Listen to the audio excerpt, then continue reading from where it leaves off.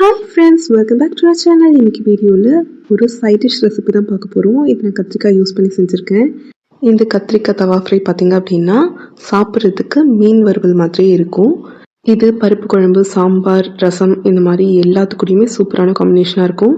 வாங்க எப்படி செய்கிறதுன்னு பார்த்துலாம். அதுக்கு முன்னாடி நம்ம சேனல் சப்ஸ்கிரைப் பண்ணாதவங்க சேனலை சப்ஸ்கிரைப் பண்ணிவிட்டு நோட்டிஃபிகேஷன் பில்லாம் ஆன் பண்ணி வச்சுக்கோங்க. இந்த மாதிரி பெரிய சைஸ் கத்திரிக்காவை ரவுண்டாக நான் கட் பண்ணி எடுத்துக்கிறேன்.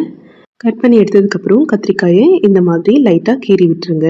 அப்போ தான் மசாலா நல்லா பிடிக்கும். இப்போ மசாலா எப்படி பண்ணுறதுன்னு பார்த்துலாம். ஒரு கப்பில் 1 ஸ்பூன் அளவு கடலை மாவு எடுத்துக்கோங்க.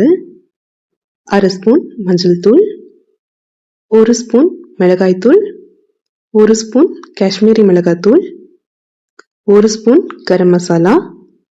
இது கூடயே நீங்கள் 1 ஸ்பூன் கறி மசாலா பொடியும் ஆட் பண்ணிக்கோங்க. 1 ஸ்பூன் தனியா பொடி. இப்போது இது எல்லாத்தையும் மிக்ஸ் பண்ணுறதுக்கு ஒரு 2லேருந்து 3 ஸ்பூன் அளவுக்கு தயிரை சேர்த்துக்கிறேன். இப்போ இது எல்லாத்தையும் நல்லா மிக்ஸ் பண்ணி எடுத்துக்கலாம். நம்ம இடையில தேவைப்பட்டது அப்படின்னா இன்னும் கொஞ்சம் தயிரை ஆட் பண்ணிக்கலாம்.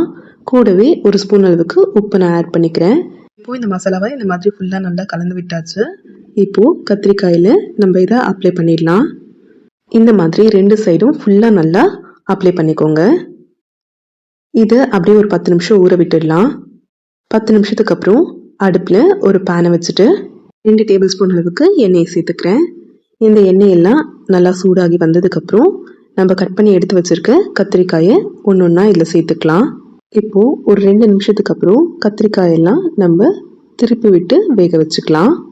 இந்த தவா ஃப்ரை பண்ணும்போது மட்டும் நீங்கள் ஸ்டவ்வை மீடியம் ஃப்ளேமில் இல்லை லோ ஃப்ளேமில் வச்சு பண்ணுங்கள். இப்போது ஸ்டவ்வை நல்லா மீடியம் ஃப்ளேமில் கொண்டு வந்துட்டு ஒரு மூடி போட்டு 1 நிமிஷம் நல்லா வேக விட்டுருங்க. இந்த கத்திரிக்காய் வீட்டில் இருந்தது அப்படின்னா இந்த மெத்தடில் ஒரு முறை ட்ரை பண்ணி பாருங்கள். நான்வெஜ் சாப்பிட முடியாத டைமில் இது ஒரு ஆல்டர்னேட்டிவாக இருக்கும். இப்போது இது எல்லாமே நல்லா வெந்து வந்துடுச்சு. இது எல்லாத்தையும் இப்போ வேறு பிளேட்டில் நம்ம மாற்றி எடுத்துக்கலாம். அவ்வளோதாங்க, நம்ம கத்திரிக்காய் தவா ஃப்ரை ரெடி ஆகிடுச்சு. உங்களுக்கு மீன் சாப்பிட பிடிக்கும் அப்படின்னா நீங்கள் இந்த ரெசிபியை ட்ரை பண்ணி பாருங்கள். இது பருப்பு குழம்பு, சாம்பார், ரசம், தயிர் இந்த மாதிரி எல்லாத்துக்கூடையும் சூப்பர் காம்பினேஷனாக இருக்கும். இந்த வீடியோ உங்களுக்கு பிடிச்சிருந்தது அப்படின்னா லைக் பண்ணுங்கள், ஷேர் பண்ணுங்கள், கமெண்ட் பண்ணுங்கள். மறக்காம நம்ம சேனல் சப்ஸ்கிரைப் பண்ணிட்டு நோட்டிஃபிகேஷன் பெல்லும் ஆன் பண்ணி வச்சுக்கோங்க. தேங்க்ஸ் ஃபார் வாட்சிங்.